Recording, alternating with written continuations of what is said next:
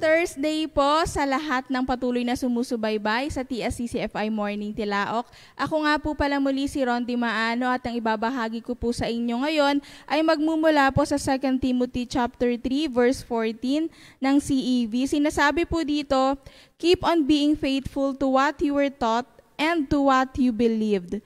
After all, you know who taught you these things. So bago po yan, manalangin po muna tayo. Heavenly Father, muli po ang aming pasasalamat sa umagang ito na binayayaan mo kami ng karagdagang buhay, pag-asa upang nang sa gayon magawa namin, magampanan namin ano yung mga layunin namin dito sa mundo na pinaglagyan mo po sa amin.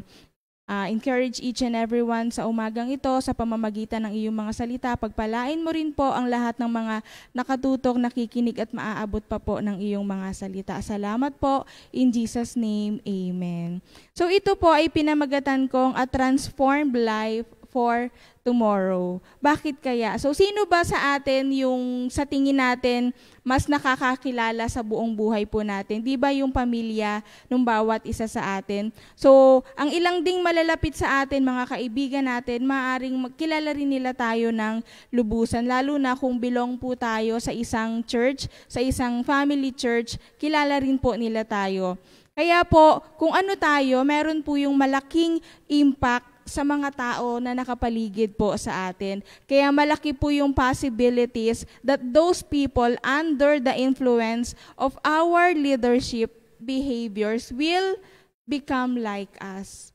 So malaking impact po kung ano yung ipinapakita or ipinapamuhay natin ngayon, maaring bukas or sa mga susunod na generation, ganun din po sila. The point on this po ay lalo kung ikaw ay isang magulang, is they don't really become who we teach them to be. They become who we are. Maaring may halaga po yung mga itinuturo natin, pero overall po ang makukuha nila ay kung ano yung buhay na meron tayo, ano yung buhay na ipinapamuhay natin. Mas malaki yung porsyento na magiging ganun din po sila. So si Timothy po, hindi lang po niya nalaman yung katotohanan sa salita ng Diyos. He didn't just believe the scriptures base doon sa academic point of view, pero yung salita ng ating Panginoon, yun yung nagbago sa kanya, yun yung humulma sa kanyang pagkatao. So Timothy was a product of the reality of the power of God's Word. So saan niya kaya yon natutunan? Saan niya kaya yon nakuha? So sa mga tao po, na nauna nang na-transform ang buhay sa mga taong may malalim na pananampalataya sa ating Panginoon mula sa kanyang lola at sa kanyang nanay. Along with Paul himself, sila yung nag-raise kay Timothy in faith. So Scripture demonstrates a God who loves us more than we can imagine po. So moreover po, it teaches us how to receive the gift of life. But how are we to learn without someone teaching us? So ito pong scripture na to sa 2 Timothy, it contains yung incredible statement about scripture po. Pero tingnan natin yung nasa likod naman ito. Kumbaga, doon sa likod ng pagkatao ni Timothy, sino ba yung mga nagturo sa kanya? And again po, Timothy wasn't taught with a type of do as I say and not as I do. Ano po ibig sabihin nun? Gawin mo yung sinasabi ko at hindi yung ginagawa ko. Hindi po siya pinalaki ng ganon. So pag ganon po kasi para na rin nating sinabi sa ating, kung magulang ka, para mo na rin sinabi sa anak mo na, anak, dapat magbigay galang ka sa mas nakakatanda sa'yo, magpo at opo ka, pero nakikita naman sa buhay mo is bastos ka at palasagot ka sa sarili mo ring mga magulang or sa kanilang mga lolo at lola, ano po yung ipinapakita natin doon? So hindi maaari na sabihin mo lang sa kanila na ganito yung tama, pero ikaw mismo ay hindi mo naman ipinapamuhay. So Timothy saw the power of the scriptures lived out in those teaching him. Nakita niya mismo dun sa mga nagtuturo sa kanya yung buhay nila. Kaya nga po napakahalaga na ipinapamuhay natin yung ipinangangaral natin. Sabi nga, practice what you preach.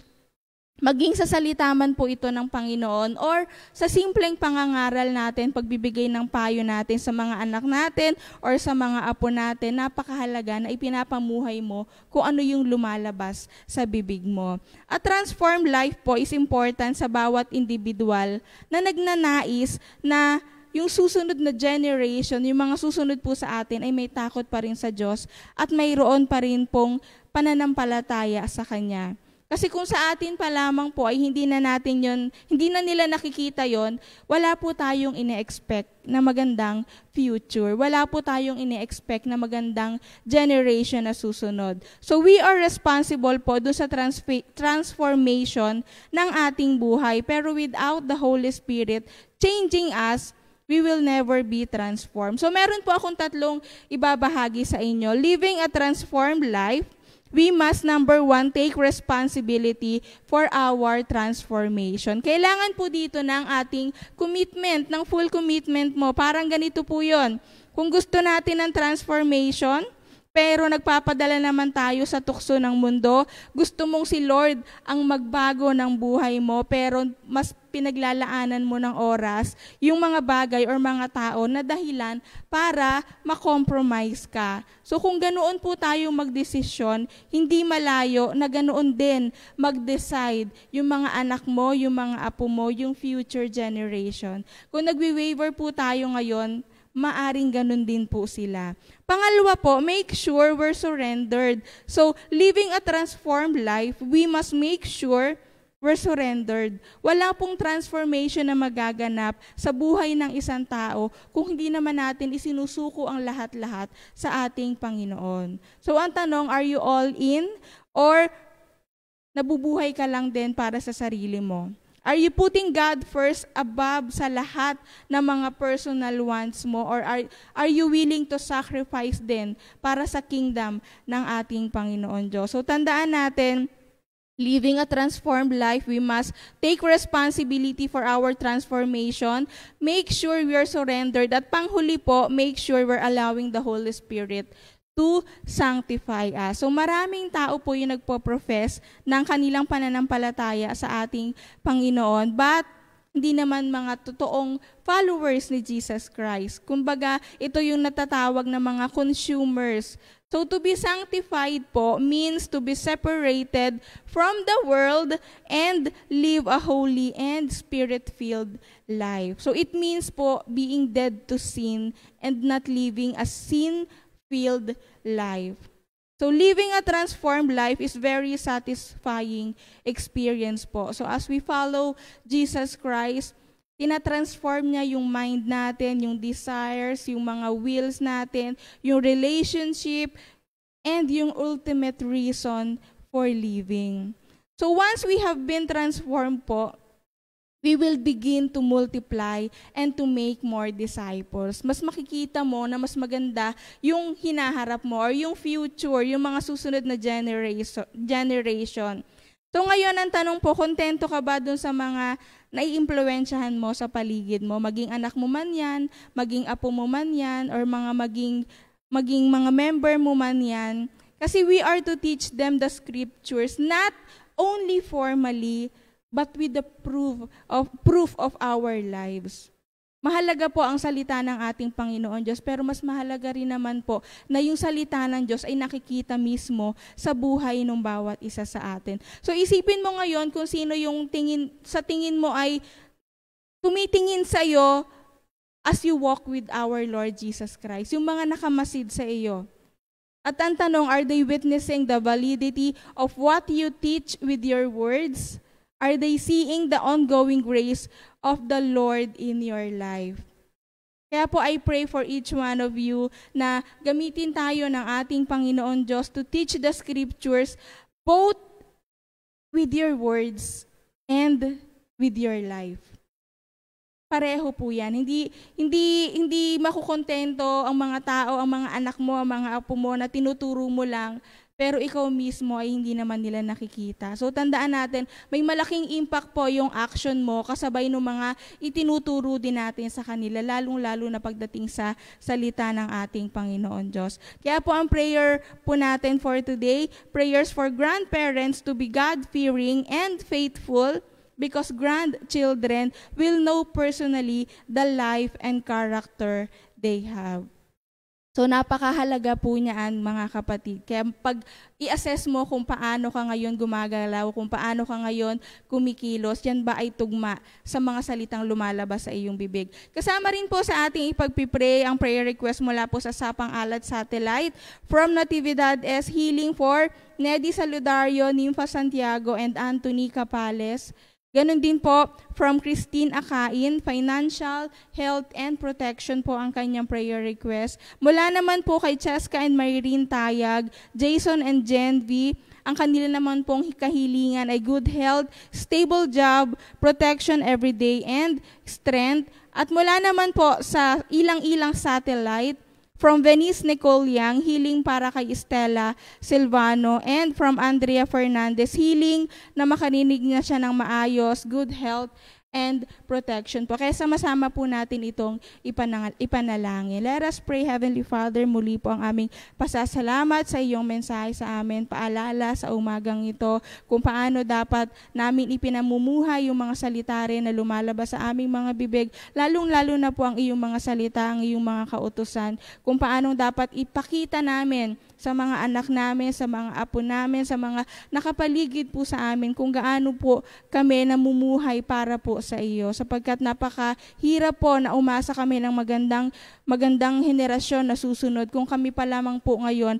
ay hindi na nakikitaan ng pagsunod sa iyo. Kaya naman po, patuloy mong buksan ang isipan, ang puso ng lahat ng mga nakikinig ng sa gayon. Ngayon pa lamang po, ma-assess namin ang aming mga sarili. Kung gusto talaga namin ng maayos na generation na susunod, ng maayos na future para sa aming mga anak, sa aming mga apo, sa mga susunod pa pong saling lahi, Panginoon Diyos. Ngayon pa lamang po, magpa-transform na kami sa iyo. Ipaayos na namin yung buhay namin sa iyo at nang sa gayon hindi kami mag-aalala, mawala man kami sa mundong ito, alam namin na yung mga susunod na henerasyon may takot pa rin sa iyo at nananampalataya pa rin po sa iyo ng lubusan. Ganon din po yung mga prayer request po na aming nabanggit mula po sa aming mga kapatid.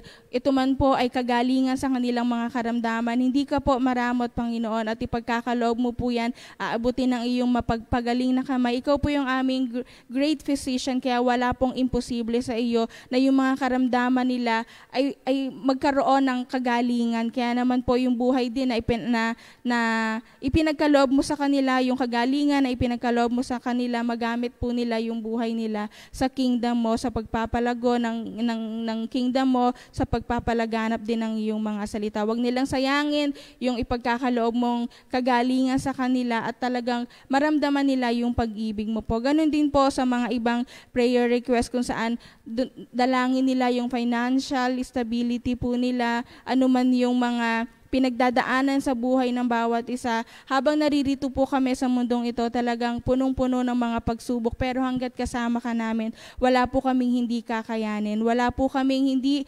malalagpas ang mga pagsubok, mga problema, sapagkat ikaw ang nag-create sa amin. Ikaw rin po, Panginoon, yung magbibigay sa amin ng mga solusyon nang sa gayon magkaroon kami ng buhay na mapayapa sa piling mo rin po. Kaya naman po nawa yung bawat isa po na nakakapakinig din ngayon, patuloy mong buksan ang kanilang isipan, ang kanilang mga puso at maunawaan na kailangan ka po namin sa buhay namin. Sa lahat ng ito po, kalooban mo pa rin po ang masunod. Salamat pong muli in Jesus' mighty name. Amen and amen. So salamat po sa lahat ng nakinig at sumubaybay sa Morning Tilaok po. Pagpalain po kayong lahat ng ating Panginoon.